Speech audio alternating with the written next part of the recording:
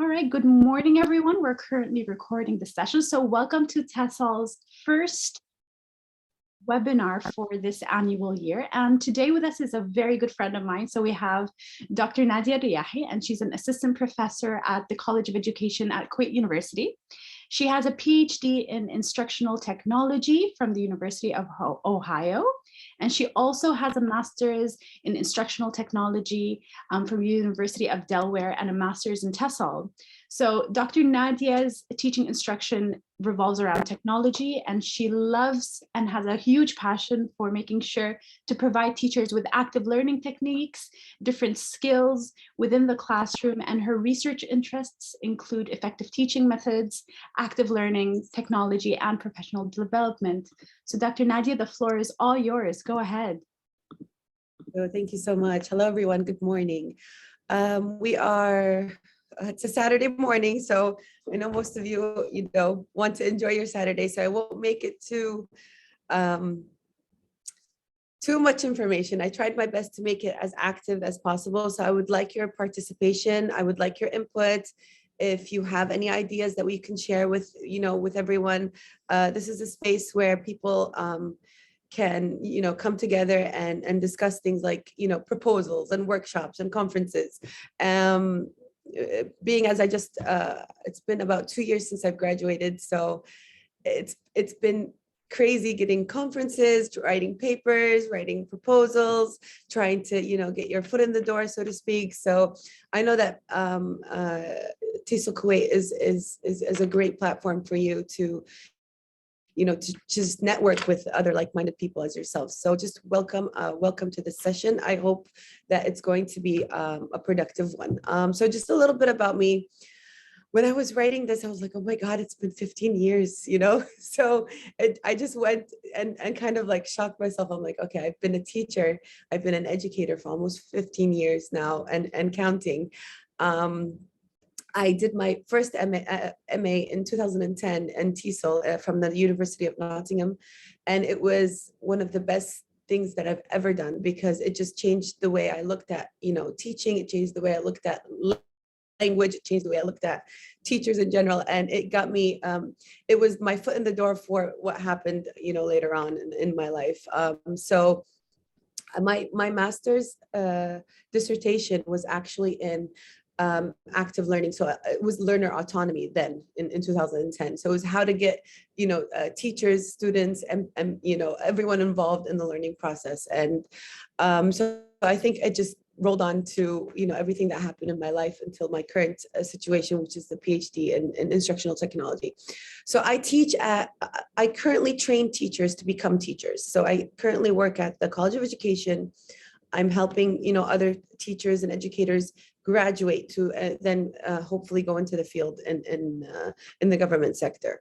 So I give them tools and, I give them technology tools, I give them resources, I give them ways to create a fun learning environment. So that's just a little bit about me.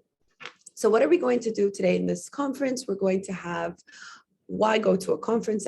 We're just going to just discuss it a little bit, types of proposals, general guidelines, and then steps to writing an easy proposal that you can just go through. We're going to look at some examples, and then hopefully if we have time, we're going to look at a checklist, and I'm going to have you involved hopefully in what we're doing. So I don't know if I can see the chat. Are you guys going to look at the chat, or do you want to, Dr. Reem?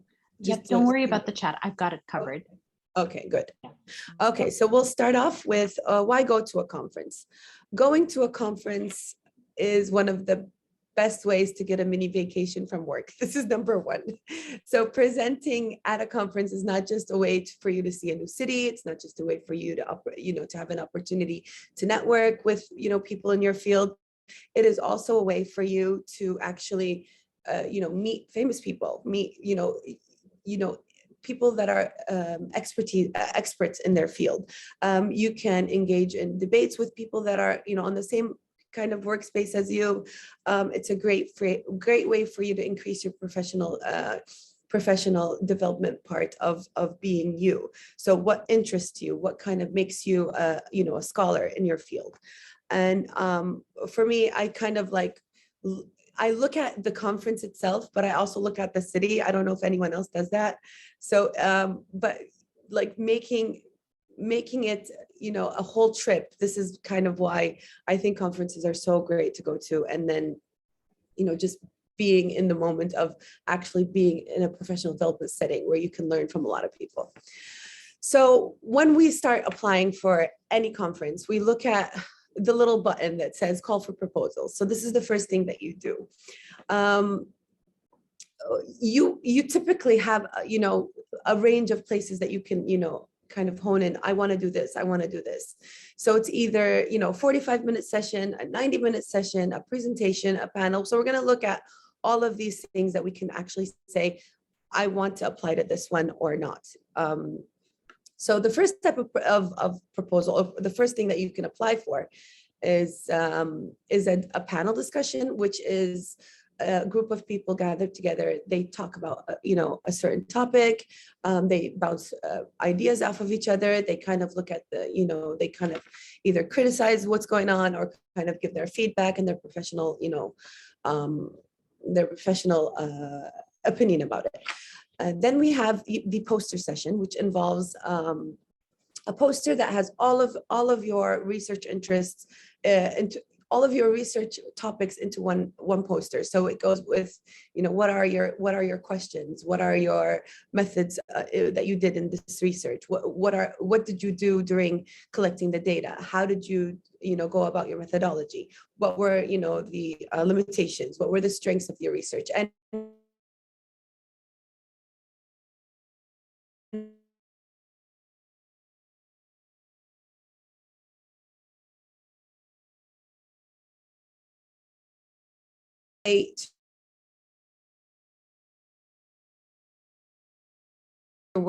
going interest that you're actually looking into.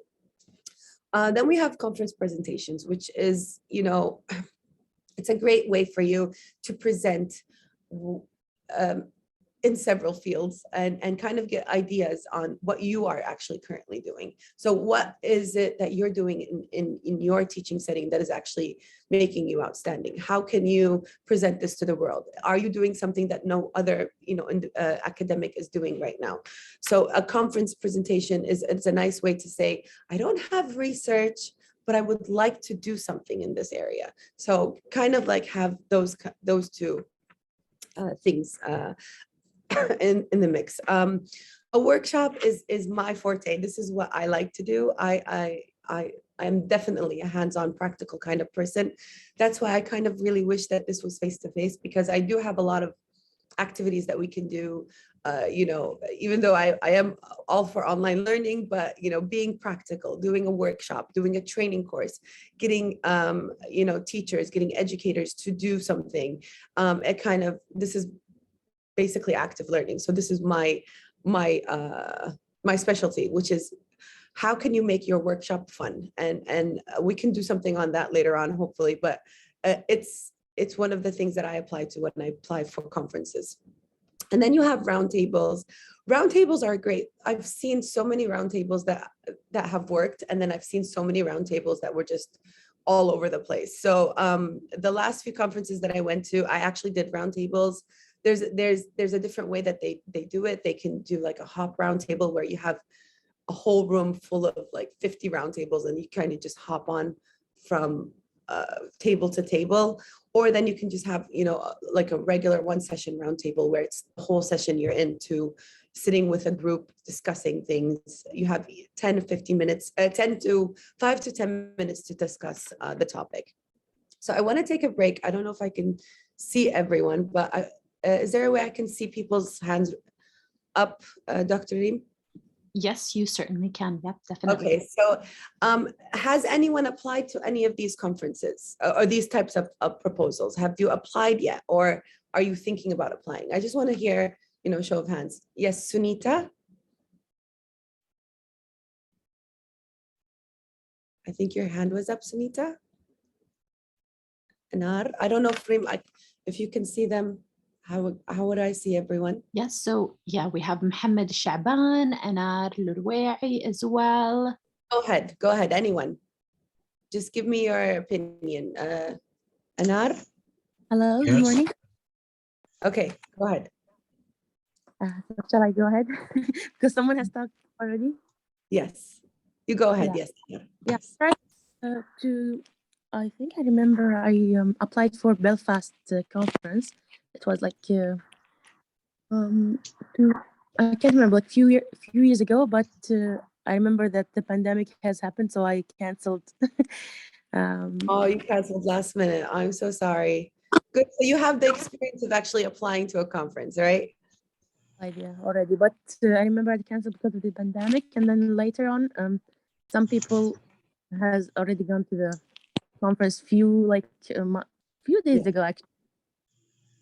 So they got the experience to go, but for me, I canceled at the last minute. Okay. But it was a very good experience.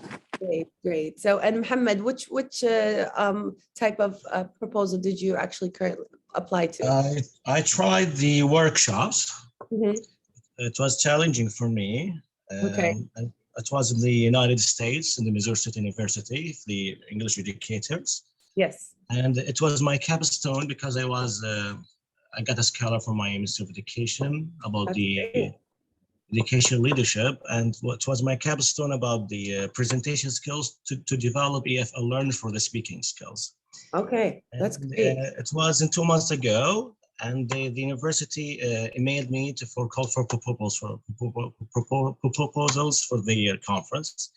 It was a challenging, but you told me you can try because we need some more proposals. So I tried it. And I did it because it was a challenge to have a workshop for 45 minutes or 50 minutes, and Yeah. And by chance I extended the limited time. It was more than 55 minutes. Wow. And I tried these stages because I have some special sessions with Okay.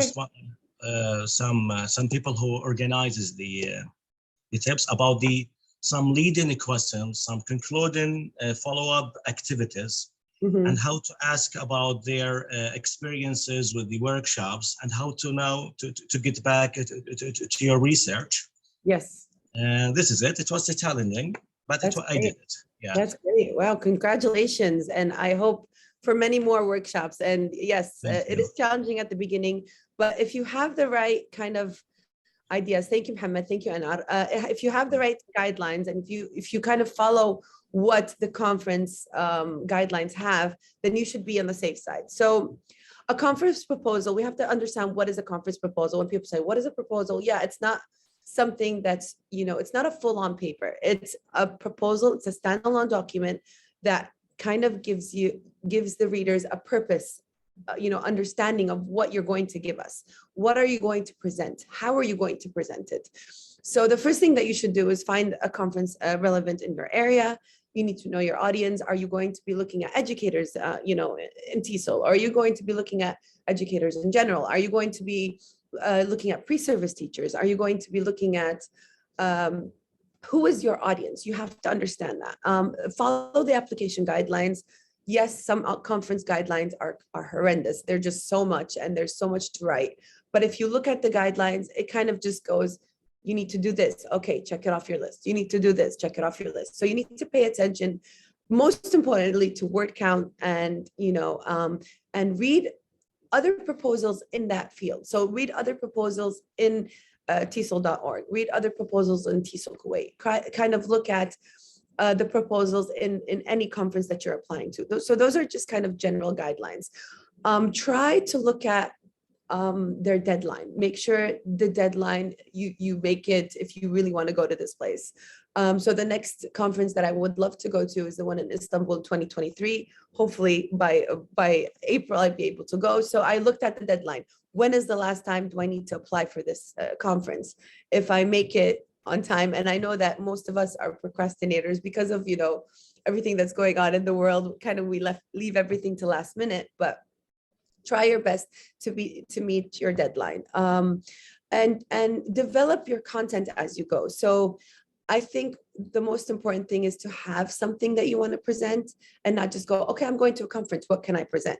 So kind of like build your database of what you're going to present at these conferences, and then you can use your same workshop or your same proposal for multiple conferences, it's allowed because it's not something that's peer reviewed unless it is something that they publish in the conference papers.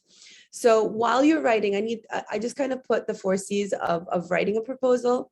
Make sure you complete it. So complete, concise, clear, and cohesive. Complete, make sure it covers everything in your project or what you're presenting. Try to make sure that it's not too wordy, and then delete all unnecessary information, which is hard for us because as teachers, we do talk a lot. We do, use a lot of extra words that we don't need to. Make sure it's clear and readable and organized, and then make sure it flows smoothly from one part to the other. So just kind of keep those in mind when you start writing your proposal. So the first step to writing a proposal is you need to pick a topic. So we're going to take a few minutes to choose a topic and we're going to talk about them. But brainstorming is the best way for you to choose a topic. It's almost like what happened with my dissertation topic. I kind of like brainstormed 100 topics before I narrowed it down to 10. And then I narrowed it down to 5. And then I narrowed it down to 3. And then I'm like, oh, okay, this is the topic that I wanted. Or this is the kind of thing that I want to focus on. So what are things that you are good at? And I know no one is going to steal your idea, so don't worry. We're here to, talk about different ideas, but kind of like, if you have an idea out there, let's discuss it. See if it's a good topic for you to present. Let's see what other fellows that are here kind of think about your topic. So if you can just raise your hand if you have a topic. And did you raise your hand before, or is this a new raised hand? No, I was going to talk about something related to the conference thing. Yes. So it was like, even though I didn't have the experience to go to real conference later after applying, I got the chance to be a co-conference chair in Tesol, Kuwait. So That's great. Tesol, Kuwait. Okay. Yeah, so I'm one of the people who, let's say, read the proposals, choose the best proposal to be in the conference. So. Okay, so Anad, what would be a good topic for you to present in if you were to present in a conference? For me, I would like to do something related to video games and speaking skills. Okay, perfect. So you have a topic in your mind. So video games and speaking skills. So you're gonna, kind of mix those two together. Yes. Okay, thank you. How do these video games, improve the speaking skill, English speaking for the students? Yeah. Yes, that's perfect. That's a great topic. Yes, Mohammed. Thank you, Anar. I think about the designing rubrics for productive assessment, the designing rubric skills and how to standardize the levels of the rubrics, for the presentation skills, about the grammar fluency, about the task achievement, about the content of the topical skills, the rubric skills. Yeah. Okay, so that's a really interesting topic. I think we need more rubrics, and we need to have kind of a standardized rubric that can be used, in especially for English language learners. Thank you so much. Anyone else want to pitch in an idea? I promise you, I will not steal your idea. We're just kind of bouncing ideas out there. Okay, thank you so much, Mohammed and Anar. So the next part of kind of what you need to do is you need to make a brief outline of your learning goals. And I kind of researched a bit about, different conferences. And usually if you have 3 learning goals, then you're good. So try to have 3 learning goals. What am I going to achieve from this workshop? What am I going to achieve from this presentation? What am I going to gain? What are the participants going to gain? What do you want them to know? How active do you want your session to be? These kind of things. So you need to make an outline of what you're going to be presenting and how. So this is like a standard outline for an abstract, for a proposal from most conferences. But if you're not doing research, it's okay. So I kind of put in there, you need to have a title, you need to have a short abstract, you need to have your learning outcomes, you need to have an introduction, which is just kind of like a little bit of the literature. You need to have a research question, if applicable. So if you're doing a research question, if you're doing research, if you have research that's already done. So you need to have your research question, your methodology, and then your results. All those three are if need basis. So if you're just applying for a proposal for a workshop or for a roundtable, you might not have to, need those in the middle. And then your implications and your references at the end. So this is kind of just a rough draft. If you do have research, then by all means use this outline. But usually for conference proposals that are not research-based, you will just need to have the title, the abstract, the learning outcomes, and then a discussion, just kind of a description of your session, and then references that you're using. So step 3 is choosing a title. So choosing a title is probably the hardest thing at the beginning, because you want a title that is original. You want a title that gets their attention. You want maximum 10 words for your title. Don't make it too long. Don't make it too short. I know it's like, almost like the 3 bears, like, is it too hot? Is it too cold? No, it's just right. So try to, get something in the middle. Try to not use any question marks. I mean, it's not that it's bad, but they frown upon that when looking at proposals. And then capitalize each word. So for example, self-reflection as practice, make sure that the main words are capitalized. So does anyone have a title in mind? Or I don't know if anyone's going to raise their hand. We're not going to steal your title, but if you have a title in mind, maybe we can help you narrow it down, make it shorter. So does anyone have a title? In the last conference paper, the last paper that I gave was active learning skills. So it was just 3 words and that was it. So it was kind of short, concise, to the point, and it didn't actually hit any type of audience. It was just for all educators. So does anyone else have an idea for what they want to present as a title? Okay, keep that in mind, because you guys are going to actually be working at the end. I know that's not going to be homework, but hopefully you guys are going to just practice the tips that you've learned here. Okay, so continuing on. Step 4, describe your session. So describing your session is the meat of your proposal. Make sure you describe what your session is about. Make sure you use precise words. Don't make it too long. I know that as English teachers or Tesol, you kind of want to make it as perfect as possible. No, make it as precise as possible. So try not to, you are trying to get them to come, but at the same time, you don't want to say the purpose of the session, I will be showing you how, because that actually takes up from your word count. So depending on where you're applying to, it's 300 to 500 words. I would go less to 300, because when I'm looking through the pamphlet of the conference and I'm trying to choose where I'm going, I want something that's clear and that's precise, if it has the long description. And of course, you're going to have a little abstract. So that's even going to be shorter than your brief description. So make sure you have a brief description, which is very important. Step 5, you need to write an abstract. Now, the abstract is not the brief description. So you have an abstract, a brief description, and then, what are the tools that you need in your workshop, for example. So when you write an abstract, it needs to be very short. Think of a Twitter post, 50 words max. Think of short and sweet. Try to grab people's attentions. This is your marketing tool. Writing your abstract is how people are going to come to your session.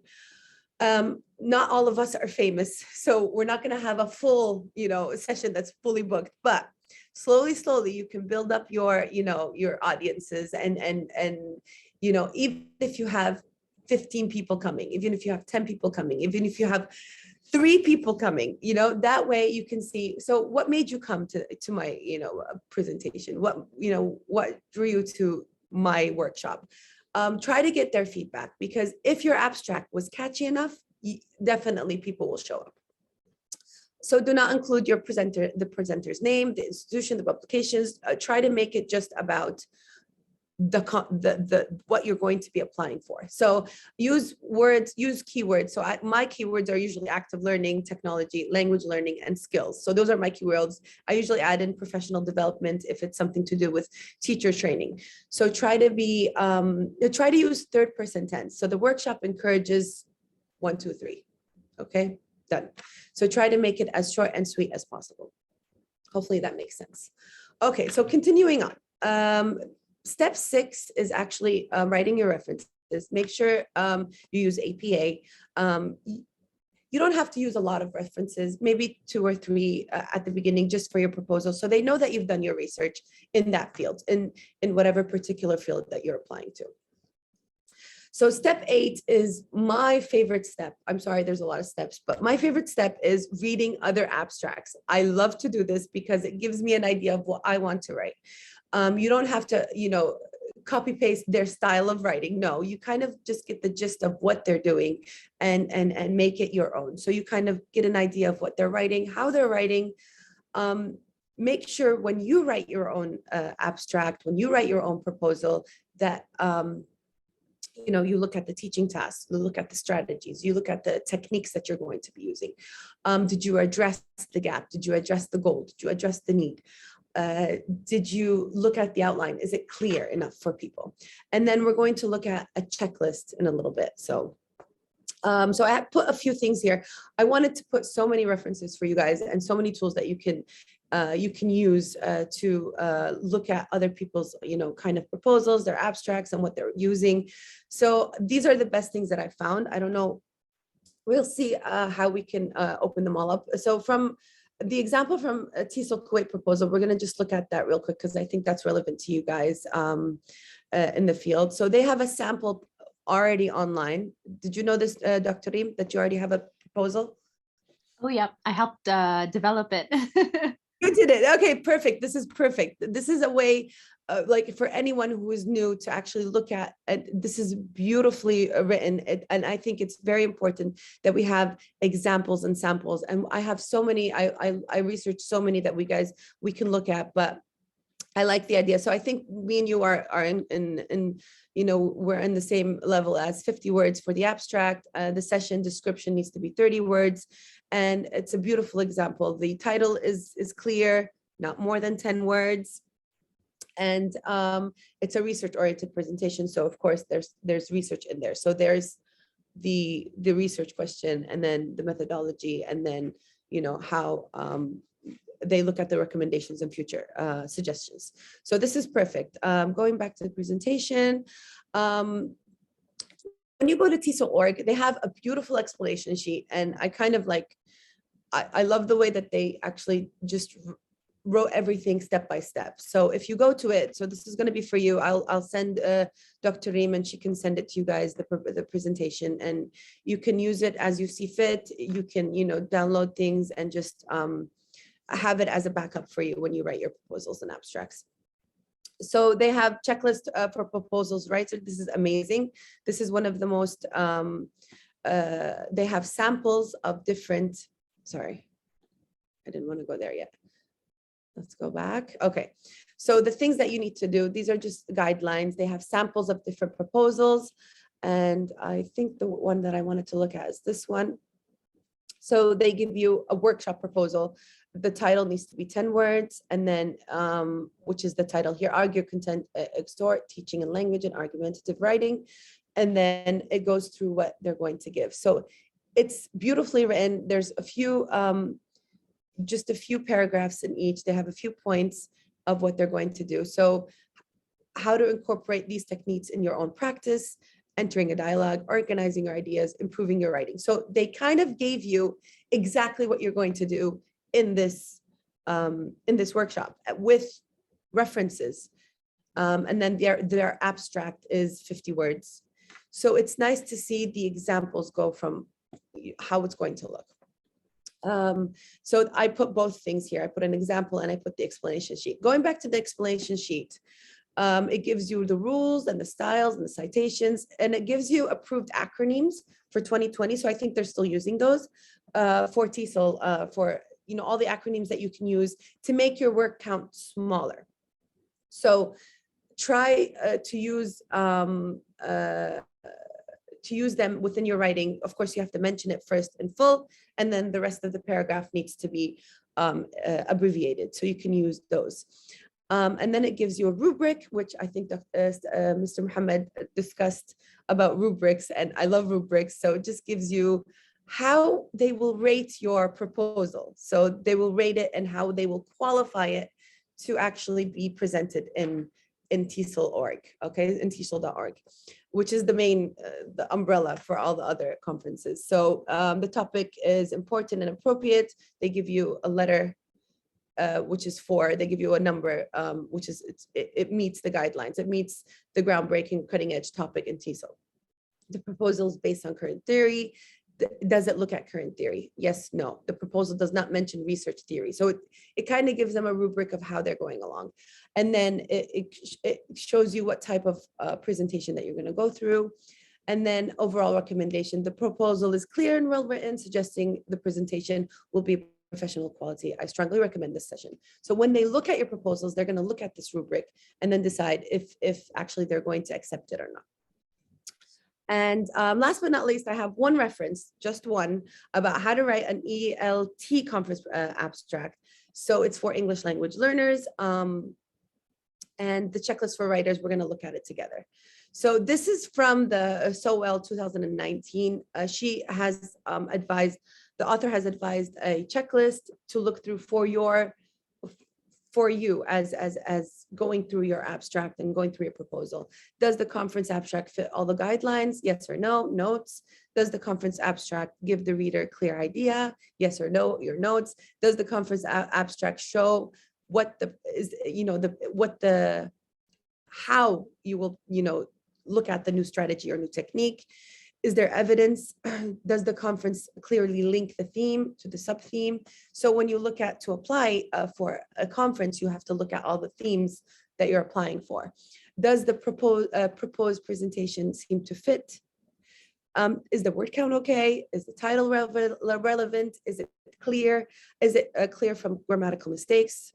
And is the abstract, does it have the abbreviations, the acronyms, and the quotations? So to recap, you need to have a title, you need to have an abstract, you need to look at the track, you need to look at the format, the learning objectives, the intended audience. And of course, I added this, I'm like, you need to have somewhere, maybe they will ask you for a presenter bio, like Dr. Reem asked for me. So you should have kind of like where you're from, what you're doing, what your background is, who your affiliations are.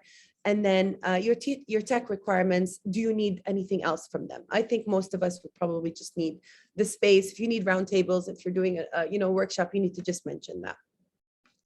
And then this is the last thing that we're going to do. We're going to look at one of the proposal worksheets that Tesol.org has had put together. I'm going to send you, let me just see if I can get this down. I'm going to send you the link in the chat. Let's see if we can do this. I usually use Teams, so I don't use Zoom all the time. Okay, so let me know if this opened. Can you just see it, Dr. Reem, if it opened? So we can see it on your screen, but you haven't sent it in the chat box. Okay, I think I sent, I pressed, I sent it to someone, direct message. Okay, that's what happened. There okay. We are now. Yes. Good. Okay, so you guys can have a look at this. Do it on your own time, but if we were in class, I would definitely have you guys do this together in groups.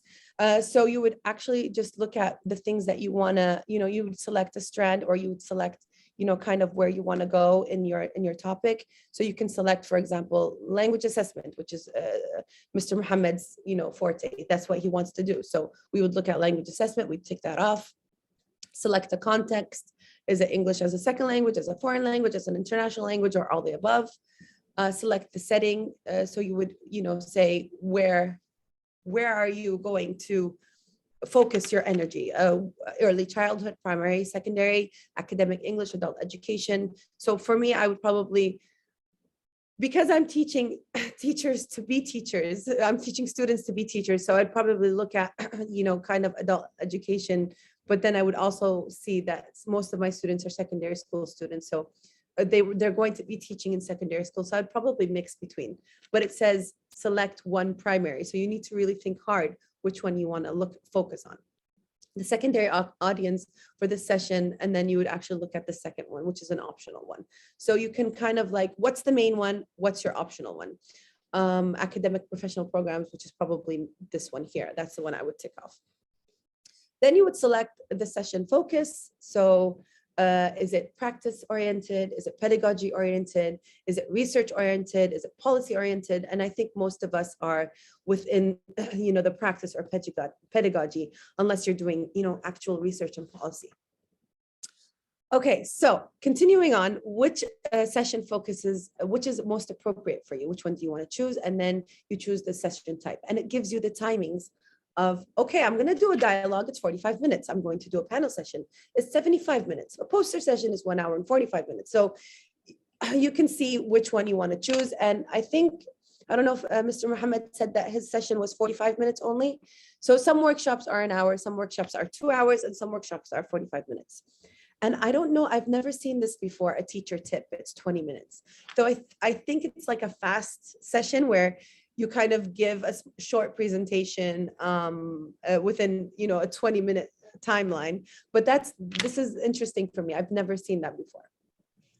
So decide whether to grant permission to change the session type. I don't know, like if that depends on Tesol.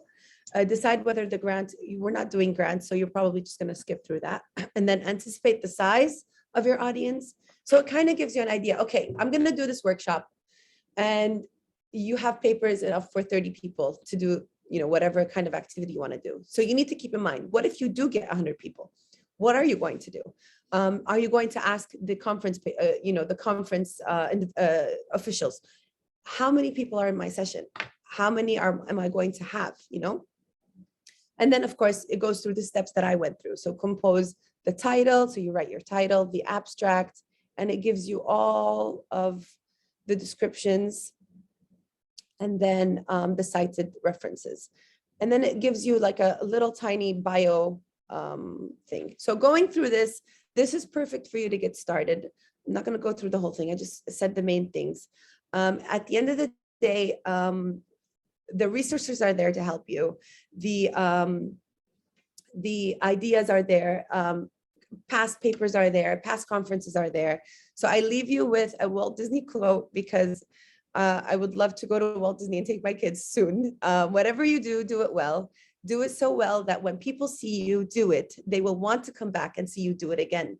And they will want to bring others and show them how well you do what you do.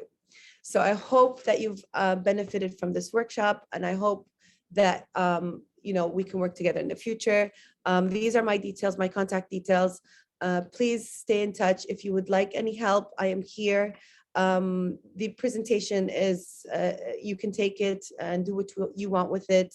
Good luck with your endeavors, and thank you so much. Thank you. Thank you so much, Dr. Nadeyah. Thank you for such a fruitful session, honestly speaking. And the one of the main reasons, so as president-elect of Tesol, it's my job to organize these almost monthly workshops. And I wanted to target you, first of all, because it's such a struggle when we get participants sending in their proposals. There's so much content missing, and they miss out such silly things here and there that they end up not being part of the conference, or their proposal gets rejected. Exactly. So I think this was such an important session for anyone who would like to present, not just at Tesol, but at any other conference. So thank you for using our website. Thank you for highlighting the different sessions. I was very shocked, and I was very surprised. I'm like, okay, they have it there. That's great.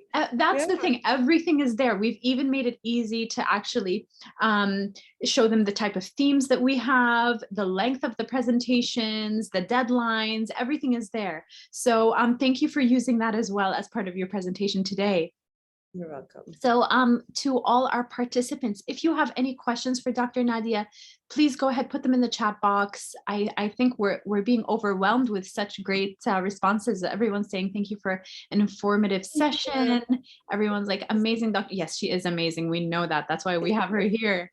All right, so the session is recorded and we will be uploading it to our YouTube channel. So for those who came in late, for those who had any technical problems, you are more than welcome to go ahead and watch the recording once it's up. And we'll definitely be using Dr. Nadeyah to visit us at Tesol, Kuwait again, and hopefully for our annual conference next February, which will hopefully be a face-to-face conference, fingers crossed. Yes. All right, so thank you so much again. So I think, all right, so Hanan is asking for the PowerPoint. So Hanan, I think if you can just grab Dr. Nadeyah's email and contact her, I think she will be able to help you there. All right. Yes. All right, wonderful. All right, so I think we don't have any further questions. So thank you so much, Dr. Nadeyah, for doing this on a Saturday morning. And I really hope you take your kids to Disney soon. Yes, me too. Me too. Thank you so much. All right, thank you so much. All right, have a wonderful day. And thank you to all of our participants for joining. Thank you so much. Have a wonderful day, everybody. All right, bye-bye.